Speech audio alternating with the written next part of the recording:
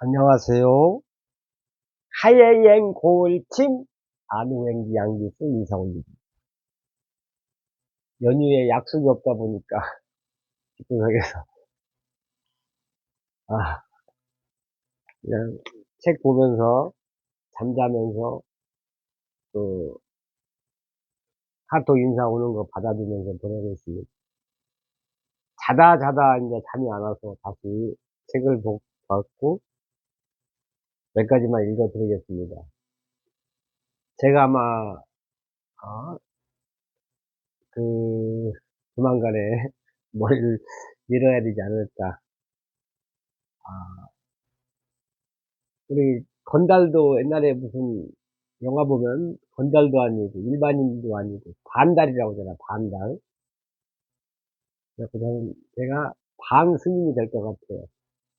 산속에 있지도 않으면서 사회생활 하면서 머리만 밀고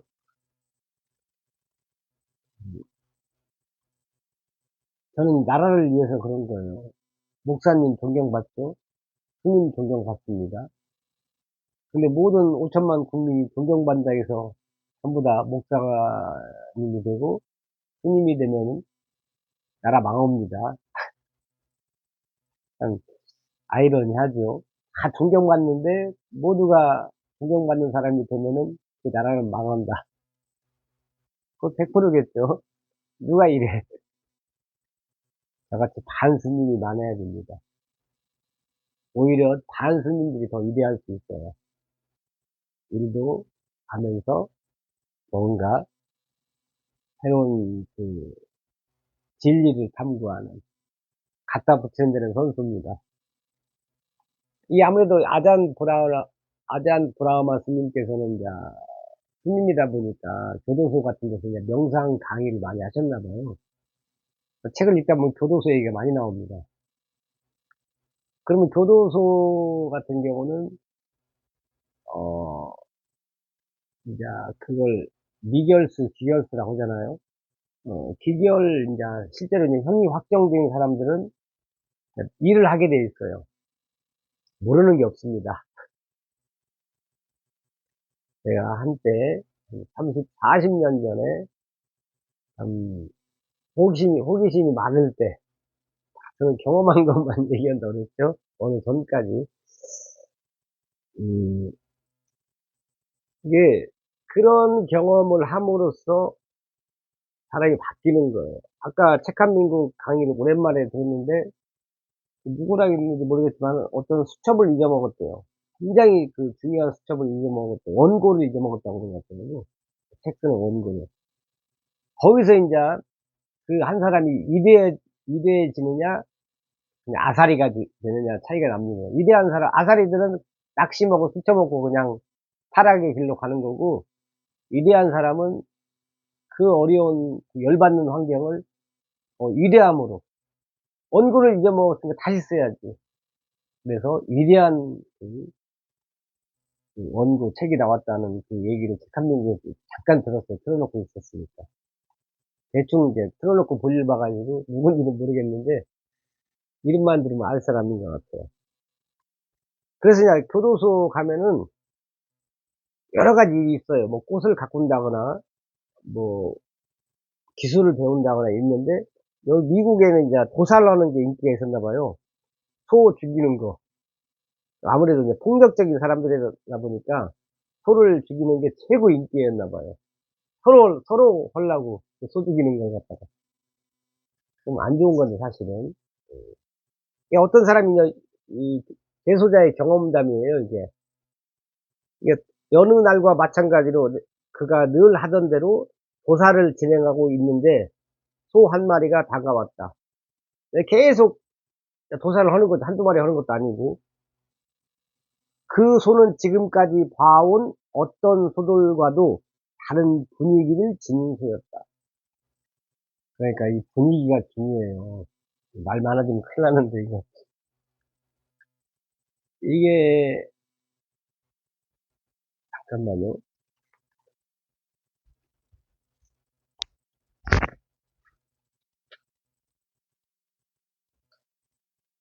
제가 보는 책 중에서 가장 두꺼운 책이 유혹의 기술이에요. 이렇게 두꺼워요.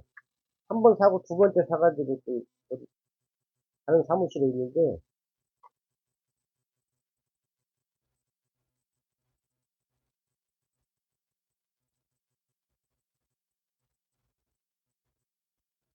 음,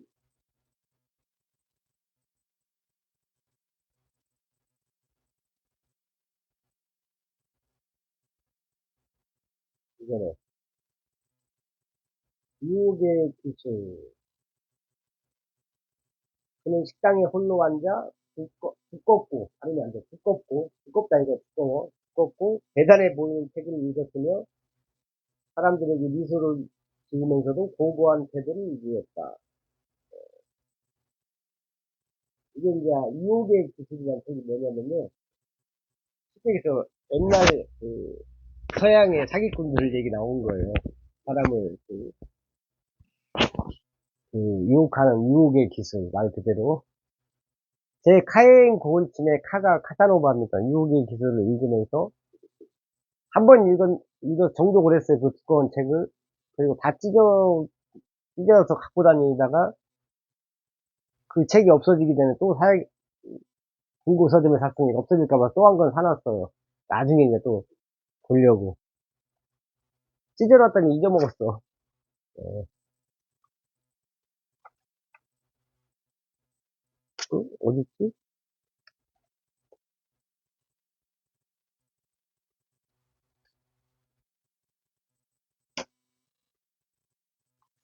예. 그 소는 지금까지 봐온 어떤 소들과도 다른 분위기를 지닌 소였다. 그 소는 조용했다. 이 책을 읽었는데 수다세라고 또 어떤 스님이 썼더라고요. 말 많이 하면 세금 많이 낸다. 각국 국회의원들이 가장 많이 세금을 낼 것이다. 정치인들 얘기도 여기도 나오더라고요. 서양이나 동양이나 정치인들은 존경받기 힘들다. 지위 같아요. 그 소는 조용했다. 다른 소들은 이제 알잖아. 소가 눈이 크잖아요. 갖고 자기들이 도살장 가는 걸 안다잖아요. 발악을, 살고 싶어서 발악을 하는데, 이게 대부분이 그 소, 발악하는 소를 죽이면서 쾌감을 느끼는 이 재소자들은 그 소는 조용했다. 흐느낌 소리조차 내지 않았다. 이게 뭔가 우리가 인간들 스타벅스 애들 가서 보세요. 막 시끄럽잖아요. 떠들고, 뭐, 너 잘났다, 나 잘났다 하잖아. 근데 거기서 조용하게 책을 읽으면 눈에 띈다 이거예요. 눈에 띄어. 눈에 띄어야 뭐 귀인을 만나지.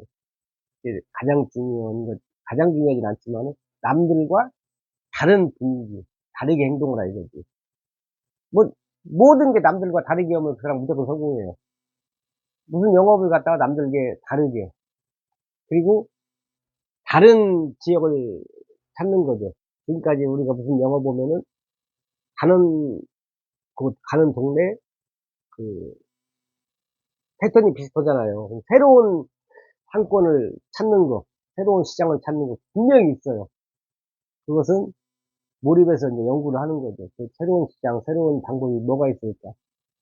제가 저렇게 했으면 저렇게 안 된 거예요, 나는. 남들과 다르게. 손은 시선을, 손은 시선을 아래로 향하고서 자발적으로 단상 옆 위치로 천천히 걸어왔다. 몸부림치거나 발버둥치거나 달아나려고 시도하지 않았다. 대부분이 몸부림치고 달아나고 막 살라고 하는데 얘는 자발적으로 단상 옆 위치로 천천히 걸어왔다. 자살하려고 작정했네, 이 소가. 막다른 지점에 다가오자 손은 고개를 들어 한없이 고요한 눈으로 자신을 죽일 도살자를 인수했다. 이 닭눈 있고 소눈 있고 돼지눈 이렇게 있는데 닭눈하고 소눈은 아니 닭눈하고 돼지눈은 그냥 그렇잖아요. 소눈은 이만해가 주먹만 해가지고 그 소눈은 좀 특이해요. 인간이라면 소 눈을 보고 소를 잡는다는 것은 참 쉽지 않을 것 같아요. 근데 발버둥 치면은 그 눈을 제대로 못 보잖아요. 그러니까 발버둥 치면 우리 죽는 것 같아. 그러니까 살라고 하면 죽고 죽으려고 하면 산다. 이게 맞는 것 같아요. 어느 정도. 예. 이 소가 다른 분위기로 자발적으로 조용히 천천히 걸어가고 딱 쳐다본 거예요. 한없이 고요한 눈으로 나를 죽일 사람을 쳐다본 거예요. 그 아일랜드인은 도살자는 그런 비슷한 경험을 한 적이 한 번도 없었다. 그렇죠. 미친 소리 한마디로. 아니 미친 소리라고 하면 지금 중요한 대목에서 좀 이상한 신기한 소예요. 그는 너무 혼란스러워 아무 생각도 할 수가 없었다. 전기총을 들어 올릴 수도 없었고 소의 시선에서 눈길을 돌릴 수도 없었다. 눈이 마주친 거네 인제. 반장하지. 얘를 죽여야 되는데 소 눈 보고 죽일 사람이 몇 명이나 돼. 소는 그렇게 자신을 죽일 도살자인 그의 영혼 깊숙한 곳을 말없이 들여다보고 있었다. 영혼까지. 소도 영혼을 보네. 제가 이걸 보고 메모를 했어요. 누굴 만나면 그 사람의 영혼을 보고 얘기해요. 영혼을. 저는 유튜브 하는 게 너무 감사한 게 제가 이거 분명히 한번 읽었잖아요. 그때도 읽을 때도 많이 생각을 했어요. 이 대목에서 한 10분 정도 제가 이 장만 10분을 읽었던 것 같아요. 그리고 다시 유튜브 하면서 다시 또 읽으니까 이제 머리에 박히는 거지. 우리가 그 사람의 영혼을 보는 거예요. 영혼을. 이 사람은 왜 이 얘기를 하는지 이렇게 흥분해서 얘기를 할까. 그래서 그의 영혼 깊숙한 곳을 말없이 들여다보고 있었다. 속아본 거예요. 그는 자신도 모르게 시간이 사라진 공간 속으로 미끄러져 들어갔다. 그것이 얼마나 긴 시간이었는지 알 수 없었다. 소와 그가 눈을 맞추고 있는 동안 그는 더욱 충격적인 어떤 것을 알아차렸다. 소는 눈이 매우 크잖아요. 그는 소의 왼쪽 눈을 바라보다가 아래쪽 눈꺼풀 위에서 서서히 물이 고이기 시작하는 것을 발견했다. 그 물의 양이 점점 많아지더니 눈꺼풀 너머로 흘러 넘치기 시작했다. 눈물은 소의 뺨을 타고 천천히 흘러내려 반짝이는 눈물줄기를 이루었다. 제가 이게 슬픈 얘기인데 웃으면서 할 수 있는 얘기가 해피엔딩이라서 그래요. 저는 한번 봤으니까. 그의 가슴에서 오랫동안 닫혀있던 문이 열리고 있었다. 이 악랄한 죄수자의 가슴에서 오랫동안 닫혀있던 문이 열리고 있었다는 거예요. 소의 소의 눈물을 보고. 자신의 눈을 의심하면서 바라보고 있는데 소의 오른쪽 눈 아래쪽 눈꺼풀에서도 더 많은 물이 고이더니 서서히 불어나 눈꺼풀 너머로 넘쳐 흘렀다. 그 순간 그는 마음이 무너져 내렸다. 소는 소리 없이 울고 있었다. 실화입니다. 그는 전기총을 내던진 이 해피엔딩이라서 웃는 거예요. 그는 전기총을 내던진 뒤 교도소 관리들에게 간절하게 애원했다. 자신에게 어떤 처벌을 내려도 달게 받겠으니 그 소만큼은 죽이지 말아달라고. 그는 이제 채식, 그는 이제 채식주의자가 되었다고 이야기를 마쳤다. 고기 안 먹는데요. 이 이야기는 실화이다. 그 교도소 농장의 다른 재소자들이 내게 몇 번이나 그 사실을 확인해 주었다. 소리 없이 눈물을 흘린 그 소가 세상에서 둘째가라면 서러워할 폭력적인 사람에게 보살핌과 배려, 다시 읽을게요. 소리 없이 눈물을 흘린 그 소가 그 나쁜 재소자, 악랄한, 이게 소 도살은 거기서 가장 악랄한 인간이 도살을 한대요. 세상에서 둘째가라면 서러워할 폭력적인 사람에게, 그 악랄한 인간에게 보살핌과 배려의 의미를 가르쳐 준 것이다. 소는 살았겠죠? 살았을 거예요. 살았습니다.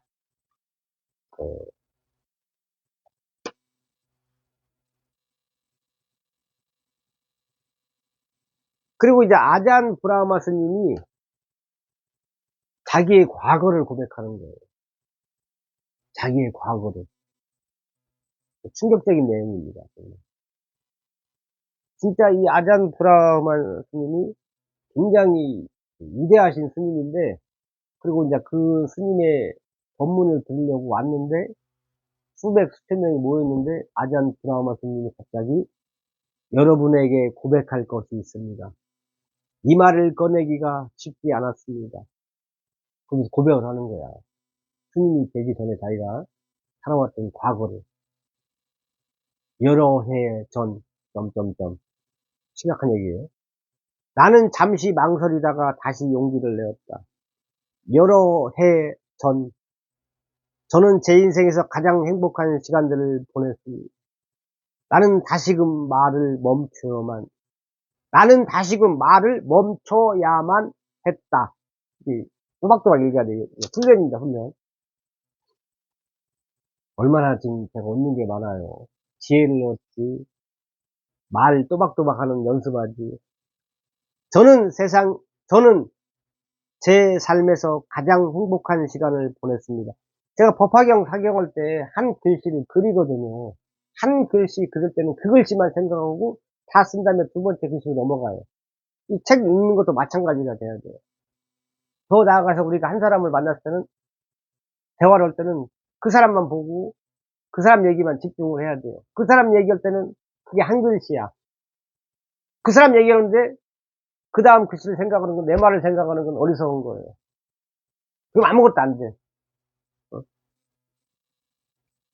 한 글씨 완벽하게 한 다음에 두 번째 글씨로 넘어가자 이거지. 그 사람 얘기를 완벽하게 들어준 다음에 내 얘기가 항상 두 번째니까. 이렇게 말을 하고 훈련을 해도 쉽지 않아요. 그래서 연습이 아니고 훈련을 해야 돼요. 근데 실망할 필요 없어요. 스님들도 10년 수련해서는 택도 없어요. 20, 30년 수련해야만이 위대한 스님이란 말을 듣습니다. 우리 20, 30년 훈련한 사람은 거의 없잖아요. 나는 다시금 말을 멈춰야만 했다. 저는 제 삶에서 이제 한 글씨짜 이렇게 한 단어씩 하니까 이제 되잖아요. 가장 행복한 시간들을 보냈습니다. 이게 중요해요. 다른 남자의 아내인 한 여인의 애정어린 두 팔에 안겨. 말도 안 되지. 스님이 지금 다른 남자의 아내인 한 여인의 애정어린 두 팔에 안겨. 불륜이잖아. 다른 남자의 아내니까. 그 신도들은 얼마나 놀랬겠어요. 자기가 존경하는 스님인데 더군다나. 마침내 힘든 고백을 한 것이다. 우리는 서로 껴안고 어루만지고 입을 맞추었습니다. 이 말이 돼? 거기까지 말한 뒤 나는 고개를 떨구고 한참 동안 바닥에 깔린 카펫을 응시했다. 전혀 예상하지 못했던 고백에 사람들은 기쁜 충격을 받았고 저마다 한숨을 내쉬었다. 저마다 한숨을 내쉬었다. 손으로는 벌어진 입을 가리고서 몇 사람은 짧게 외마디 소리를 내지르기도 했다. 세상에 그럴 리가 없어. 아잔 브라마가 절대로 그럴 리가 없어. 그동안 나를 지지해오던 많은 사람들이 문을 향해 걸어가 다시는 돌아오지 않는 것이 머릿속에 그려졌다. 이제 욕하겠지. 내가 뭐 저런 인간을 내가 존경하고 저런 인간의 법문 들으려고 내가 내 아까운 시간을 먼 거리 들여서 왔다는 얘기야? 열받겠지. 세속 사람들조차도 다른 남자의 아내와 놀아나지 않는다. 그렇죠. 일반인들도 웬만해서 놀아나면 손가락질 당하는데 하물며 스님이, 그것은 간통이다. 나는 고개를 들어 대담하게 정중을 바라보며 미소 지었다. 미쳤구만 미쳤다. 성중이 봤을 때는 단 한 사람이라도 자리를 박차고 일어나 걸어 나가기 전에 나는 설명했다. 말은 이제 꺼냈으니까 끝까지 가야지. 이판삼판으로. 그 여인은 다름 아닌 나의 어머니입니다.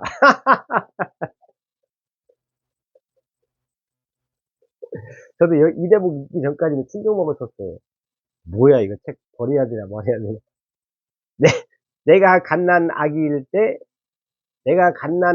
때의 일입니다. 청중들은 일제히 웃음을 터뜨리며 안도했다. 그 왁자지껄한 웃음소리 위로 나는 마이크에 대고 외쳤다.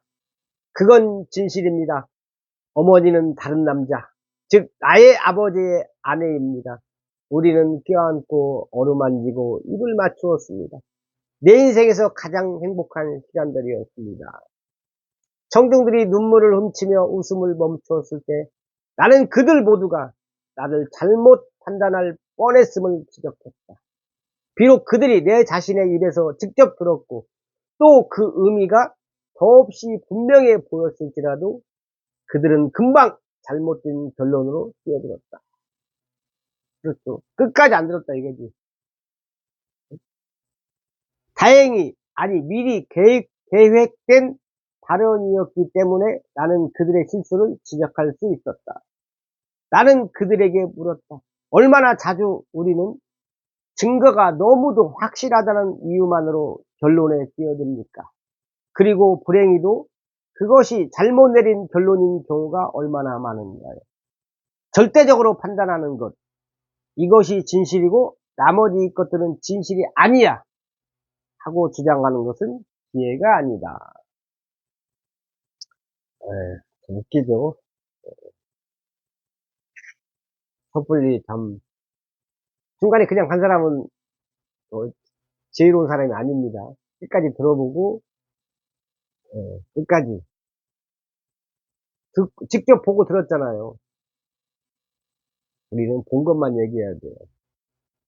지금 혼란스러운 사회도 본 것을 얘기하는 게 아니고 참 가소로운 게 그 정보를 뭐 정치인에 대한 정보를 들었을 때 우리가 계엄령은 직접 본 거잖아요. 가소로운 게 어떤 정치인이든 일반인들이 그 고급 정보를 들을 수 있는 뉴스는 거의 없어요. 자기 또래 친구들한테 들었거나 뭐 고만고만한 사람 들었는데 그걸 듣고 자기가 자기 인생을 거는 사람이 있어. 참 그거 진짜 황당한 거예요. 이번에 사법부를 들어가서 한 것도 정말 안타까운 일이에요. 그 젊은이들이 아무리 흥분해도 우리가 공산주의가 아니잖아요. 그 사람들이 종북 하면서 공산주의에서는 할 수 있는 일을 했잖아요, 사실은. 북한에서는 그게 가능해요. 때려 부시는 게. 김정은 말 한마디면은. 근데 대한민국에서는 아무리 화가 나도 그렇게 하면 안 되잖아요. 경찰서를, 알아야 그 사법부는 엄청난 곳이거든요. 거기를 때려 부셨다는 것은, 그건 진짜 그 사람들이 추구하는 게 뭔지는 모르겠지만은, 어떤 정보를 듣고, 들었어도 안 돼요, 그것은. 그것도 계엄령하고 똑같은 거예요. 폭력이잖아요, 그것은. 민주주의는 대화를 하는 것인데, 그 참 안타까운 일이에요, 사실은. 젊은 분들인데.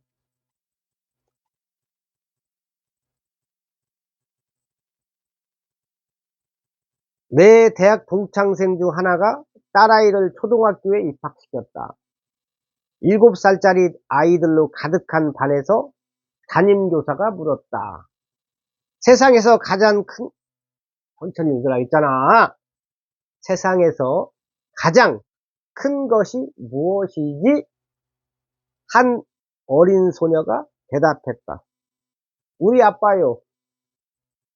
어린이들 말을 드려야 돼요. 우리가 일이 안 풀리면은 유치원 가서 어린이들하고 대화 하루 종일 하면서 대화를 하면은 통찰이 생긴다고 하더라고요. 어른들은 때가 탔잖아. 고정관념이 있잖아. 얘들은 고정관념이 없어요. 세상에서 가장 큰 것이 우리 아빠는 아니잖아. 어른들한테 누구지? 미쳤다고 하지. 어른한테, 어른들 대답이, 우리 아빠라고 하면 정신 나갔다고 하지만, 아이들은, 아이들의 순수한 그, 때묻지 않은 고정관념이 없는. 그래서 아이들한테 영종 국제 신도시를 팔았으면은 10초면 완판입니다. 이명웅 티켓보다 더 빨리 됐을 게 아니야. 그 고정관념이나 그 때탄 거, 그 어른이 되면은 걱정이 많아져요. 왜 걱정이 많아집니까? 책을 안 봐서 그런 거예요. 제가 만약에 제 유튜브니까 책을 안 봤으면은 지금 소주 5병 먹고 있었을 거예요. 그리고 엄청나게 다른 판단을, 오판을 많이 했을 것 같아요. 그건 100% 확실합니다. 최근에 동물원에 다녀온 한 남자아이가 대답했다. 코끼리요. 말 되는 얘기죠. 코끼리가 크니까. 내 친구의 어린 딸이 말했다. 내 눈이 세상에서 가장 커요. 이게 지금 황당한 얘기야. 아니, 아빠는 크잖아요. 사실 아빠가 클 수 있어. 자기보다 딸이 작으니까. 코끼리 말이 돼요. 근데 다른 애는 내 눈이 세상에서 가장 크대. 어른들 같으면 상상도 못한 얘기야, 이게. 근데 7살짜리 아이는 자기 눈이 가장 크다는 거야. 가봅니다, 그 이유를. 그 순간 교실 안의 아이들은 모두 입을 다물고 그 말을 이해하느라 어리둥절했다. 저도 이거 있기 전에는 뭔 얘기 했어요. 아이의 교사 역시 똑같이 당황해서 물었다. 교사도 이제 나이 먹었잖아요. 고정관념. 나이를 먹으면서 우리가 책을 안 보면은, 나이를 먹으면 책을 안 본 사람들이 뭔가를 주장할 때는 그건 진짜 답이 안 나오는 거예요. 어딘가에 빠져 있다는 것을 헤어나올 수가 없어요. 책을 보면은 여러 가지 경우의 수를 갖고 살거든요. 근데 책을 안 보면은 그 한 군데 빠져버리면은 진짜 답이 없습니다, 답이. 왜냐면 고집만 늘거든요, 고집만. 자기 생각만 계속 주구장창. 이 책 얼마냐면 9,300원이에요. 교사가 물어봤어요. 그것이 무슨 뜻이지? 그렇죠. 아니, 내 눈이, 야, 네 눈이 가장 크다는 게 무슨 뜻이야? 그러니까 어린 철학자는 입을 열었다. 바로 철학자가 돼버렸네. 그 말 한마디에. 우리 있잖아요. 소크라테스 그랬잖아. 네 자신을 알라. 그 말 한마디에서 유명이 됐잖아요. 이게 우리가 빼빠지게 이럴 필요 없어요. 말 한마디 지어내면 되는 거야. 그 바로 어린 철학자가 되는 거예요. 돈 버는 방법은 많아요. 진짜 막 빼빠지게 일해서 버는 사람도 있고, 진짜 많이 버는 사람들은 룰루랄라 놀면서 번다니까요.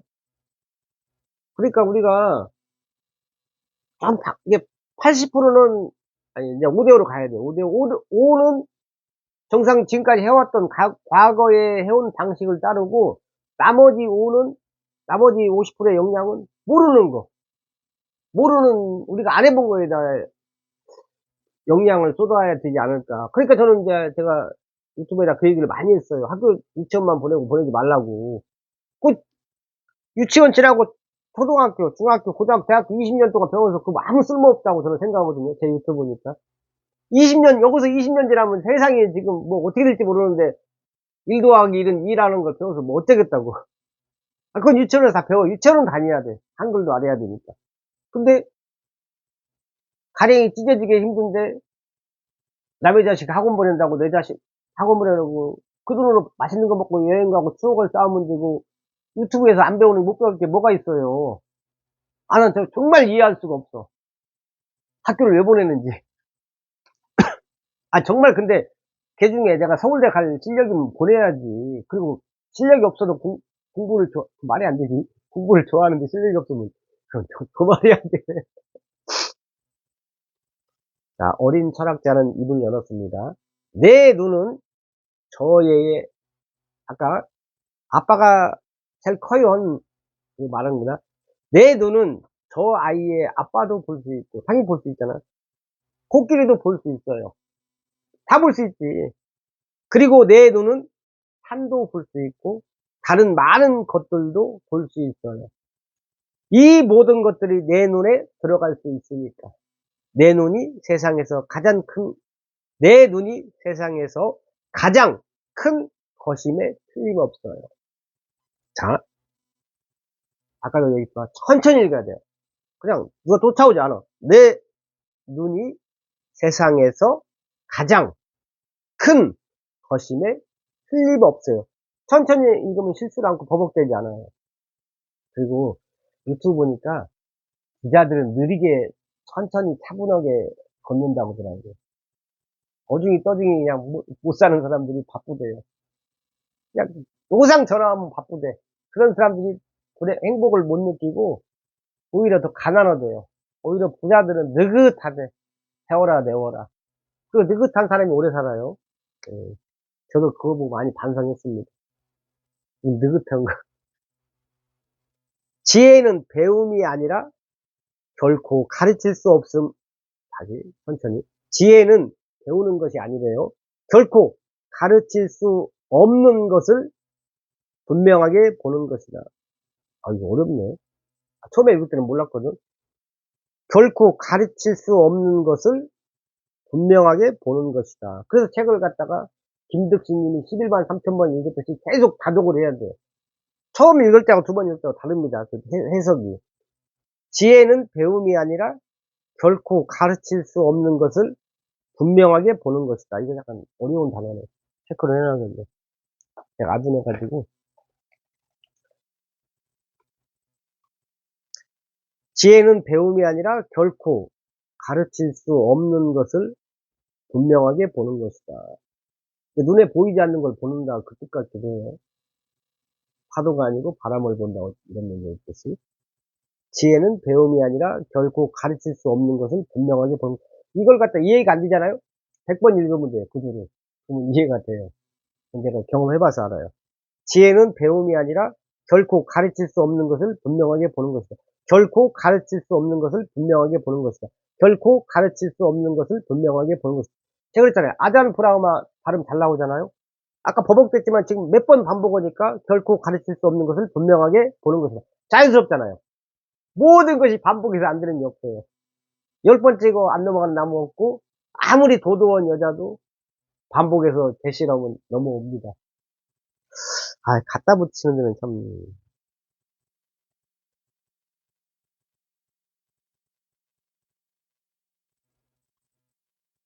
내 친구의 어린 딸을 존중하는 마음에서 나는 아이의 통찰력을 한 걸음 더 연장시키고 싶다.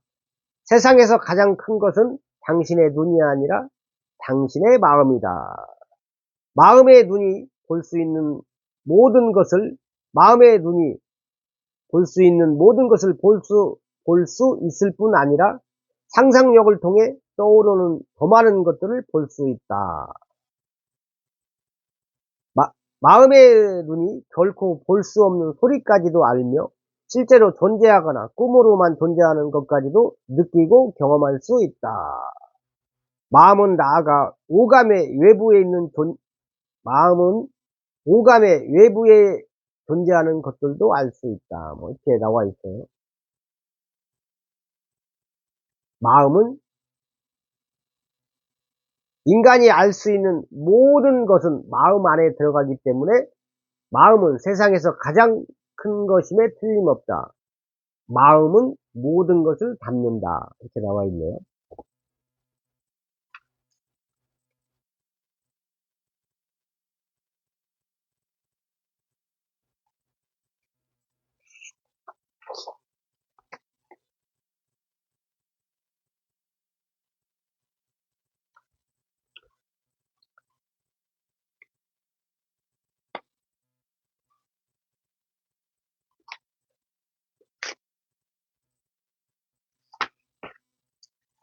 네, 이걸 하면서 이제 마무리하겠습니다.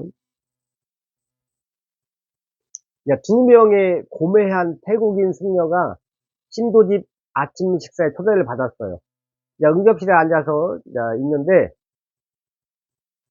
물고기들이 헤엄치는 어항이 있잖아. 어항, 큰 어항이 이제 있는 거 있어요. 두 명의 이제 승려가 갔는데 후배 수도승이 물고기를 수조에 가두어 두는 것은 불교의 자비 원리에 어긋나는 행위라고 불만을 표시했어요. 야, 두 분이 갔는데 한 분 스님이 왜 물고기를 자유롭게 놔두지 않고 어항에 가두어 놓았느냐. 이것은 불교의 자비 원리에 어긋나는 것이다. 어떻게 생각하면 맞는 얘기예요, 사실은.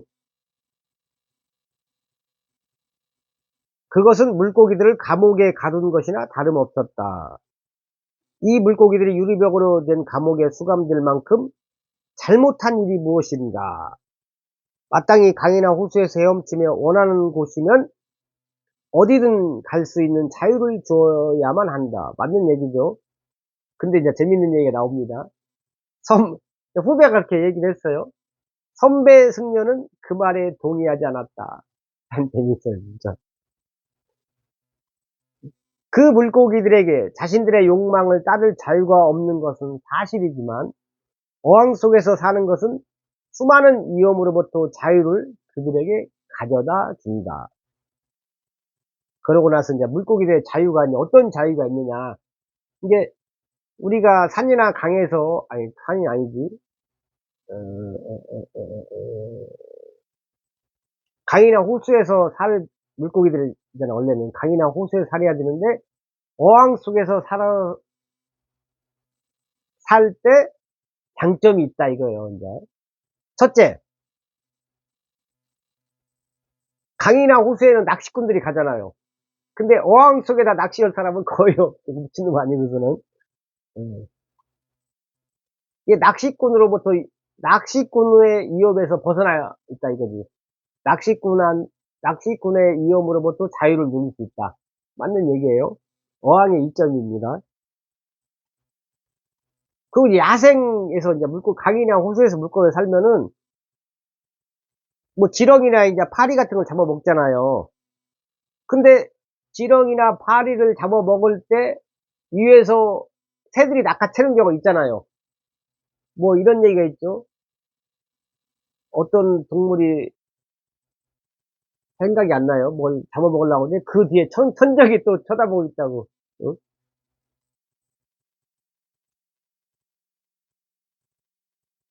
이 물고기들은 자신들의 친구나 친척들이 만나 보이는 벌레를 꿀꺽 먹었다가 갑자기 이쪽 어딘가로 영영 사라져 버리는 것을 수없이 목격해 왔다. 자기가 먹고 있는데 위에서 새가 물고기를 낚아채는 거죠. 동물양로에서 많이 보셨죠. 야생지대에서 사는 물고기에게 먹는 것은 곧 위험이 뒤따르는 일이며 종종 비극으로 끝이 난다. 이 물고기들은 밥 먹을 때 심각한 정신적 스트레스를 받는다 이거예요. 왜냐면 우리는 사람 먹을 때 먹지만 물고기들은 먹을 때 자기가 먹이가 될 수 있어요. 새들이 있으니까. 또 자기보다 뭐 큰 물고기가 있을 수 있고. 이 물고기들은 뭘 먹어도 먹는 게 아니에요. 자기 천적들이 워낙 많아서. 그리고 매 끼니 때마다 먹을 때 불안하잖아요. 내가 언제 잡아먹을지 모르니까. 그러니까 만성 소화불량에 시달린다 이거예요. 그리고 지나치게 또 이제 물고기 중에서도 병적으로 이제 지나치게 의심이 많을 수 있잖아. 내가 벌레를 먹으려고 할 때 뒤에서 어떤 새가 이 벌레를 못 먹는 거야. 가서 먹으면 되는데 뭘 먹을 때 꼭 딴 애들이 위로 잡혀가니까 지나치게 병적으로 의심이 많은 물고기는 틀림없이 굶어 죽게 될 것이다. 야생지대에 사는 물고기들은 아마도 예외 없이 정신병을 갖고 있을 것이다. 참 재밌게 썼네요. 하지만 관상용 어항 속에 있는 물고기들은 이러한 위험으로부터 자유롭다. 맞는 얘기예요. 야생지대에 있는 물고기들은 더 큰 물고기에 잡혀먹죠. 간혹 가다가 뭐 어항에다가 천적을 넣는 그런 영상도 있는데 그러지 않았으면 좋겠는데 그게 자연에서 천적한테 먹히는 것은 뭐 자연의 섭리지만은 어항 속에서까지 그럴 필요는 없죠.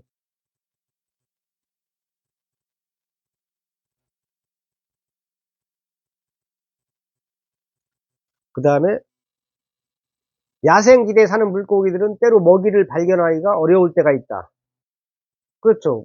야생 그잖아요. 사자나 보면은 있을 때 막 배불리 먹잖아요. 언제 또 먹을지 모르니까.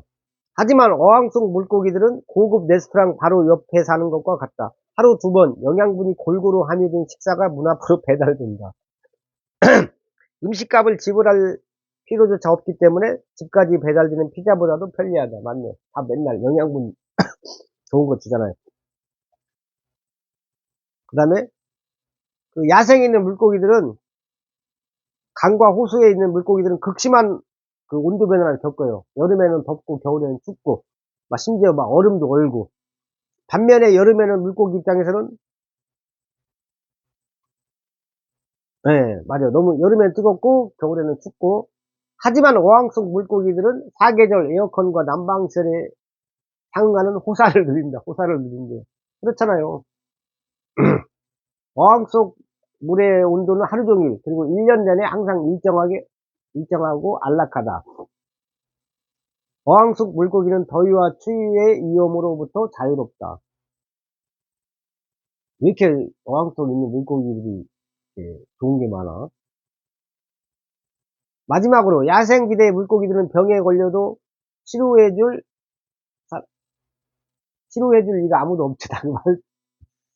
그래서 이제 그 야생지대 제가 어싱에 대해서 많이 연구까지는 아니지. 옛날에 어싱 매트 이런 걸 제가 하면서 숲속의 동물들이 이렇게 멸종하지 않는 이유가 지구 자기장이라 해서 진흙을 밟는데, 진흙, 젖은 모래를 맨발로 밟으면은 그 자연 치료 기능이 있대. 염증이 없어진대, 몸에서. 근데 우리가 바쁜 일상에서 맨발 걷고 산에 가서 바닷가 가서 있을 시간도 없고 추울 때는 엄두도 안 나고, 그래서 첨단 기술을 우리가 사용하는 건 지혜입니다. 지혜롭게 사셔야 돼요. 음. 돈 벌어서 어디다 쓰려고. 우리가 오래 살아야 할 거 아니에요. 제일 중요한 게 걷는 거라고 하잖아요. 그리고 어싱 굉장히 중요해요. 오래 사는 게 제일 중요하고, 어떻게 건강하게. 음.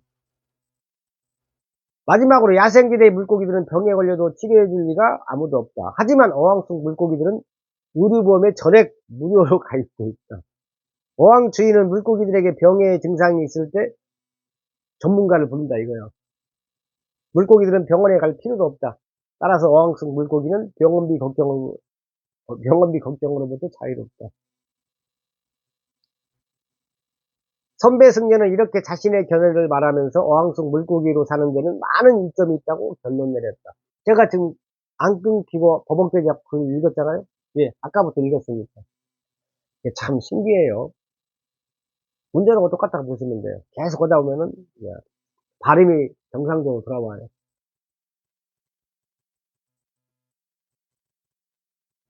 자신들의 욕망을 추구하고 이곳저곳으로 헤엄칠 자유가 없는 것은 사실이다.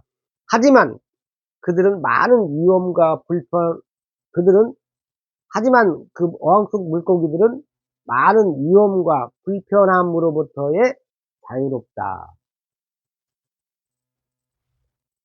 선배 승려는 계속해서 설명했다. 자, 지금 이 얘기하려고 지금 써주가 길었던 거예요. 절제된 삶을 살아가는 사람들도 이와 마찬가지라고. 이 절제된 삶을 살아가는 사람들이 어항 속 물고기하고 똑같다 이거예요. 그들에게 자신들의 욕망을 추구할 자유와 이곳저곳 탐닉할 자유가 없는 것은 사실이다. 절제된 삶을 살아가는 사람들은 이제 스님을 말하는 겁니다. 스님이 어항 속 물고기하고 똑같다 이거예요. 저는 그렇게 지금 받아들이고 있어요. 이걸 또 다시 읽으면 또 다르게 해석할 수 있지만은, 하지만 그들은 많은 위험과 불편함으로부터 자유롭다.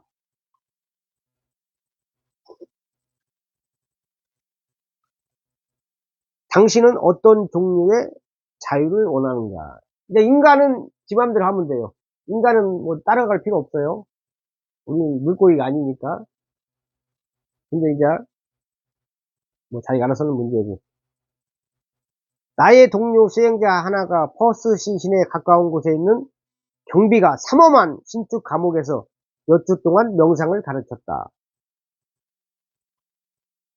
여러 재소자들이 그 승려와 가까워졌고 다들 그를 존경하게 되었다. 명상 좀 해야겠어요. 인간은 존경받아야 돼요. 저는 진짜 이해가 안 되는 게, 정치인들 정도 되면 다 잘 살거든요. 잘 살잖아요.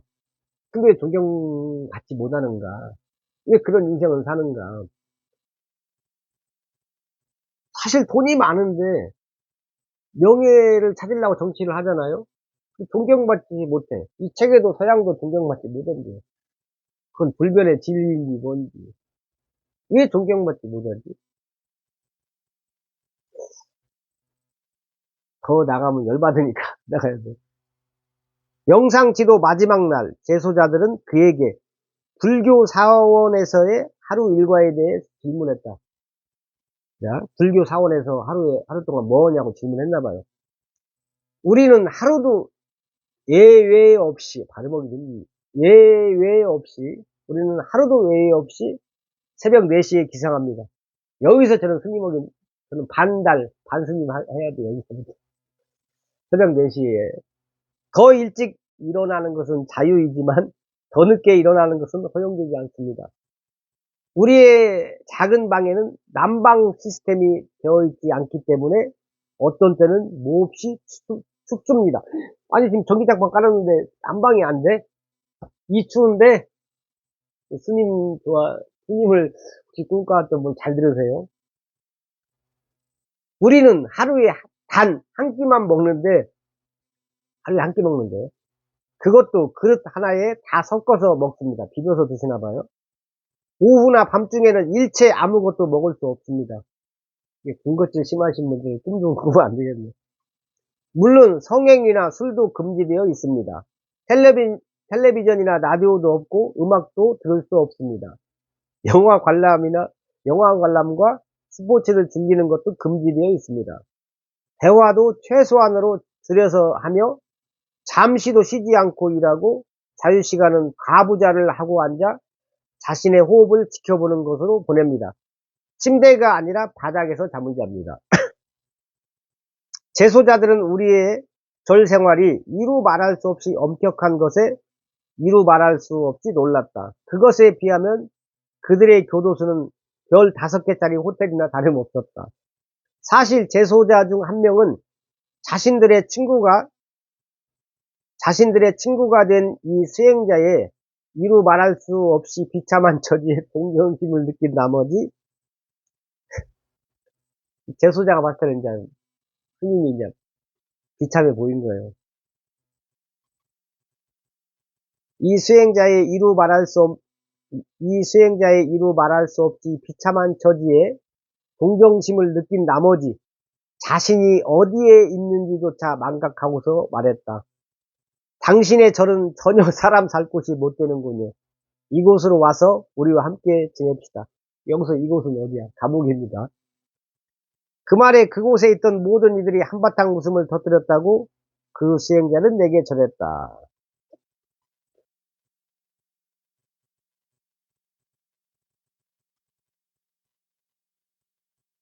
내가 속한 절이 사회의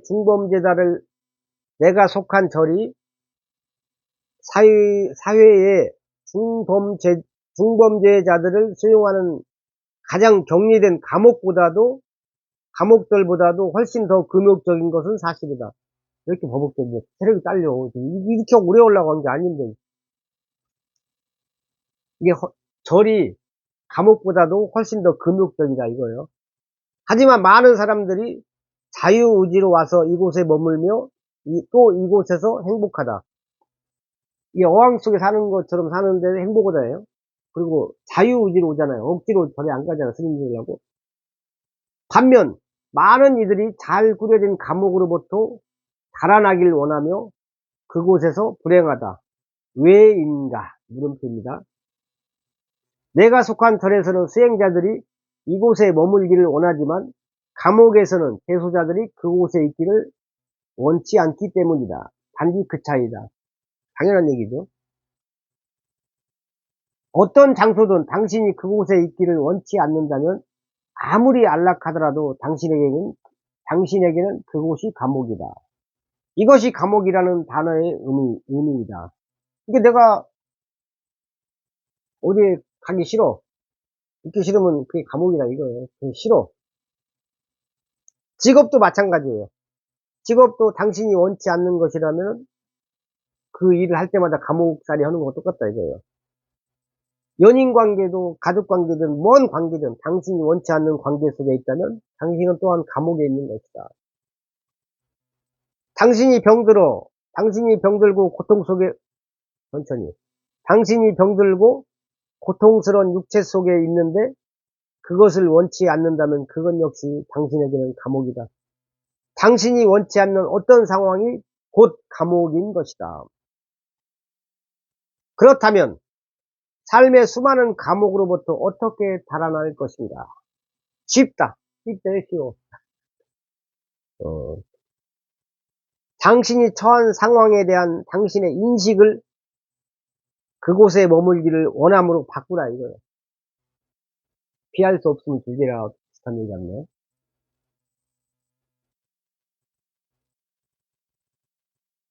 당신의 직업, 인간관계, 병든 육체에 대한 당신의 인식을 바꾸고 그것을 원하지 않는 대신 그 상황을 받아들임으로써 그곳은 더 이상 감옥처럼 느껴지지 않게 된다. 그곳에 있는 것에 만족할 때 당신은 자유롭다. 난해한데요. 어쨌든 내가 이제 인식을 바꾸라 이거예요. 내가 뭐 저는 이제 만약에 그 인간관계 애인이 말을 안 듣고 그러면은 아까 저번에 말씀드렸죠.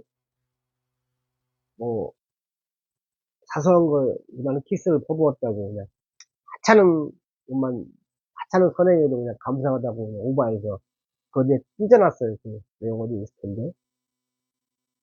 자유는 당신이 지금 있는 자리에 만족하는 것이다. 감옥은 지금 있는 자리가 아닌 다른 어떤 곳에 있기를 원하는 것이다.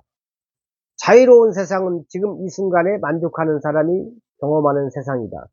진정한 자유는 욕망으로부터 자유이지 욕망의 자유가 결코 아니다. 아우, 기 다 빠졌네. 50분이 넘었네.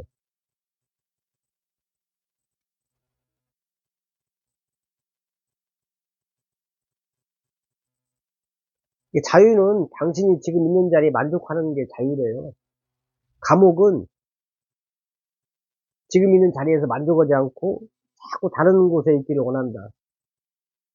이게 인간이 이 자기 그릇이 뭐 그릇을 떠나서 어느 정도 만족을 해야 되거든. 근데 결론은 이거라니까요. 돼지같이 멍청한 인간들은 남들하고 비교를 해. 제가 지금 살아있는 이유도 비교를 안 차나. 너는 너고 나는 나야. 뭐들을 비교해. 비교하면 나중에 제가 저기 일론 머스크하고 비교해야 돼. 가랭이 찢어져 죽어요. 어?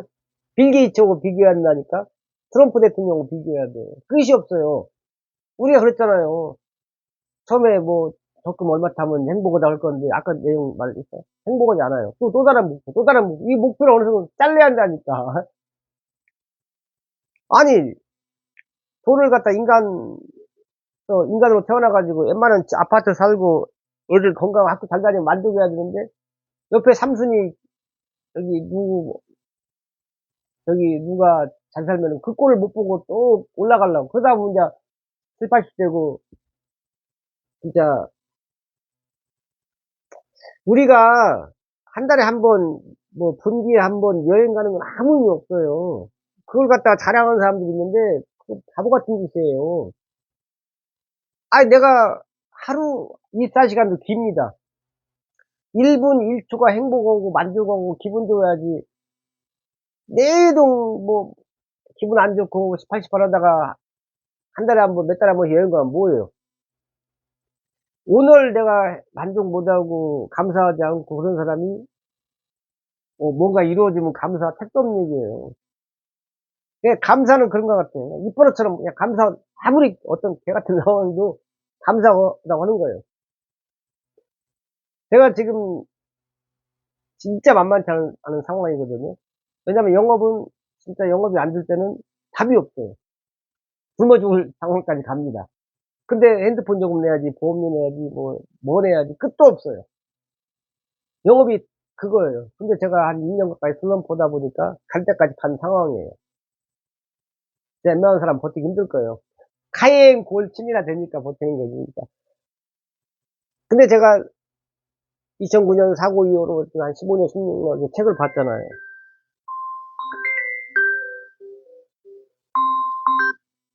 빚쟁입니다. 예, 형님.